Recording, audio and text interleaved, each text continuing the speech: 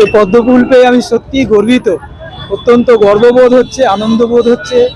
এবং কি বলবো, যে আমাদের যে একতা, আমাদের জাতীয় ফুল না, পদ্ম আমাদের জাতীয় ফুল, এই জাতীয় ঐক্যের একটা সিম্বল উনি আমার হাতে তুলে দিলেন।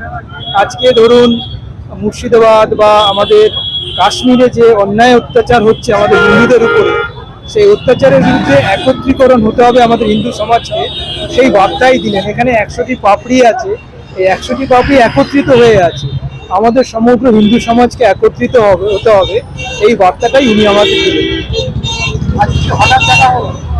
হ্যাঁ, হঠাৎ দেখা হলো না, আমার সঙ্গে ধরুন ভাবনা চিন্তার মধ্যে মিল আছেই, আজকে দেখাই হলো। আমি প্রফেসর